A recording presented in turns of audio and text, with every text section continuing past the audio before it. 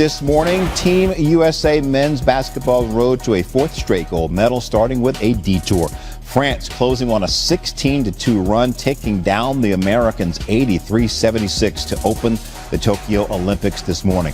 The loss snapping a 25-game Olympic winning streak dating back to 2004 for Team USA. Now, more now on how this game ended.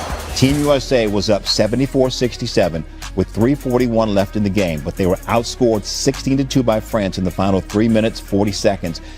The U.S. missed all 9 field goal attempts in that time, 6 of them from beyond the arc. The Tokyo Olympics are years in the making and are scheduled to open this Friday. But with COVID cases rising in Japan and over 70 positive cases at the Olympics already, the head of organizing committee for the Games did not rule out a last-minute cancellation, and this certainly would be last minute. Toyota announcing on Monday that it's pulling Olympics-related TV advertising in Japan during the Games.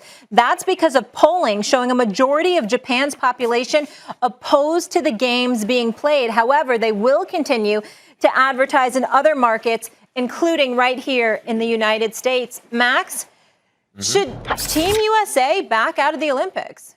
No, I don't think right now. I wouldn't say so. I would say, guys, that vaccinations seem to work. And what I mean by work is we're hearing a lot about the Delta variant. And much, you know, I don't claim to be an expert in it, and I don't know how many people are, given the newness.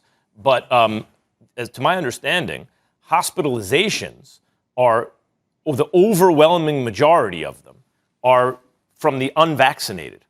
So the vaccines seem to be working. And for that reason, Stephen A., I don't see why, if our athletes want to compete and there will be an Olympic Games, they shouldn't be allowed to compete. My caveat would be if they're vaccinated. There's not, I mean, unless you have a real good medical reason not to get vaccinated, it should be required if you want to go compete. And that, if I made the rules, I would say that if our athletes are vaccinated, Stephen A., twice, they get, you know, but if it's Pfizer, Moderna, whatever you get, you're fully vaccinated. You quarantine after you get there, you get tested and everything before you come back and all that, and quarantine again. It seems to me that we should be okay, and our athletes should be okay based on the evidence, you know, that we presently have. So I just don't feel at this point, if there will be an Olympics and our athletes are vaccinated and they'll be tested, why they should be denied the opportunity if they want to go and compete. Max and Molly work with me on this because I'm usually more definitive in my opinions. It's hard for me to be that way here because I need to learn more. What I will say, Max and Molly, is this. We're talking about the Tokyo Olympics. We're talking about a populace that, what did they say? I think the number was 21% vaccinated. Is that accurate? I'm not sure. I don't know off the top of my head, Stephen. I don't know. I thought I read that somewhere. I don't know. What I will tell you is this.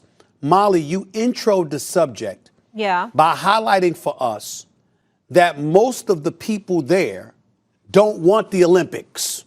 Oh, yeah, I had because it.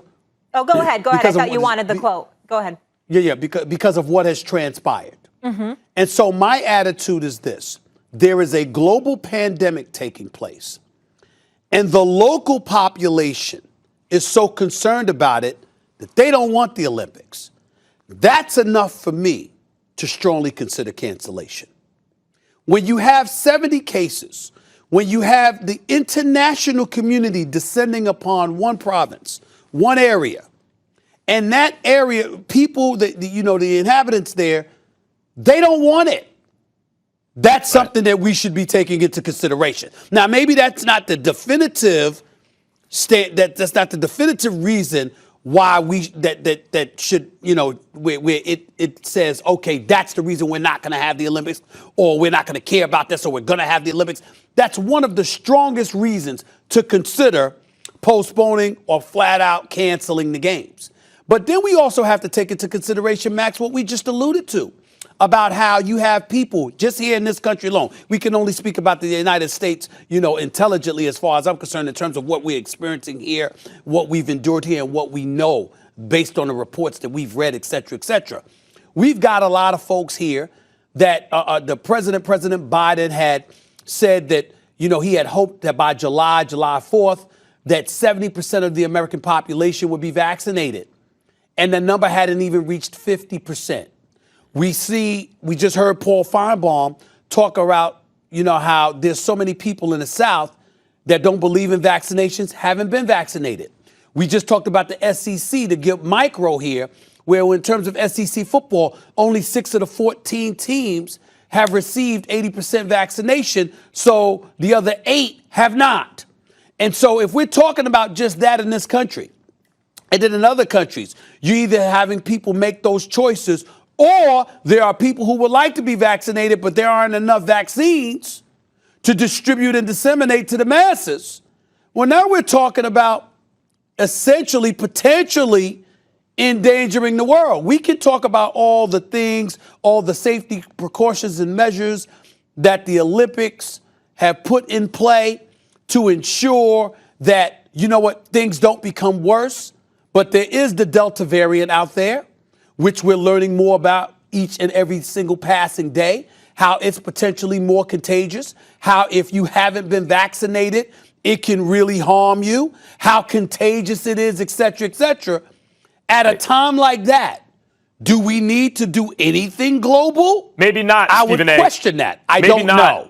Maybe I not. would question it, though. I think it's a legitimate question. I also don't think that we are necessarily responsible for the vaccination rates of the populations of other countries, although certainly we can help because I'm not saying we are. We have a lot of vaccines, but as long as our athletes are vaccinated and precautions are taken, if the Olympics does go on and our athletes want to compete and they've been vaccinated, I'm not against them competing.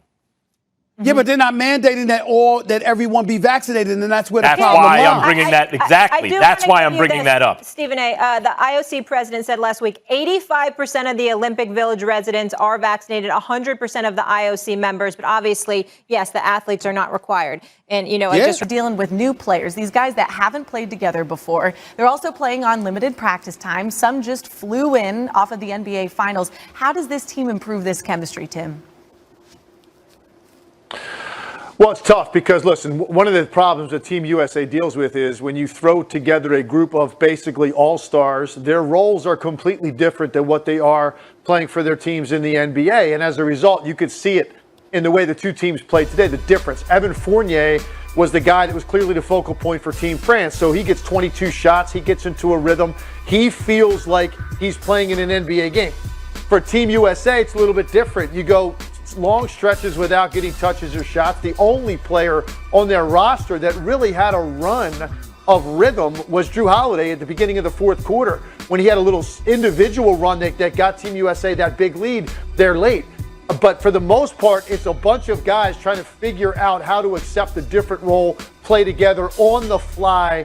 Very difficult. They also, Ash, they have lost that awe factor. And when they played these teams in the past, typically that off factor was worth 10, 15, 20 points. These teams now are not really intimidated because they have a lot of NBA players on their roster. They're used to seeing these guys throughout the course of an NBA regular season and even a postseason, so they're not really intimidated. They believe they can go out there and they can operate and they can play well. But for me, the biggest factor of all was the fact that the French team looked like a normal basketball team with a pecking order offensively, other guys filling roles. For Team USA, it's really a my turn, your turn type of offensive flow, and that's going to create some problems. They will get better each and every day of this tournament. The longer they're together, the more time they have together. You had some guys that just joined the team, haven't even practiced with them yet, really, coming from the NBA Finals. Once they incorporate everybody day after day and get a little bit more sense of desperation defensively, I think you're going to see Team USA continue to get stronger and stronger. Certainly, they should win their next 2 pool games without a problem. And then you get into that single elimination format where they will be tested in trying to win a gold medal.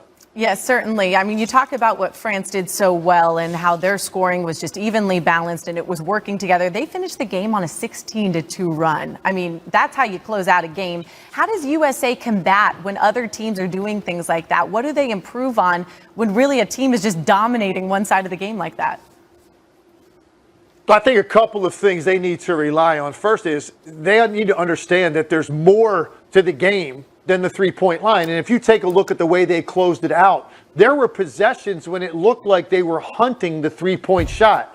And I think they're going to serve themselves well by understanding they're going to be able to beat their man off the dribble pretty much any time they want to. Play some more drive and kick game. Get into the mid-range area of the floor. Get to the rim. Don't fall in love with the three-point shot. That's not necessarily the strength of this team. And if they do that, I think they're going to be in good shape. Because I don't think that these teams are going to be able to keep Team USA in front of them off the dribble, but they really got away from that as they got deeper into this game and they settled. I think oftentimes, even if it's an open shot, I think it's a settle sometimes because they can beat their man off the dribble, dominate the mid-range area of the floor, and get to the rim. And I think the other thing, defensively, they need to understand their athletic ability is their biggest asset. Their quickness, their length, their ability to recover, their ability to guard the three-point line. That you only saw one real desperate spurt out of this team, and it was at the start of the fourth quarter. And it ended up getting them a 7-point lead. Now, they weren't able to close the deal late. Their offense really let them down. But I think that desperation needs to start with the opening tip and understand they're going to have to work for 4 quarters against these teams. But ultimately, their speed should be something that disrupts any team's ability to run their offense. France looked very comfortable the entire game, particularly when the game was on the line. That's when they looked their most at ease, and as a result, they get the win. Yeah, as you can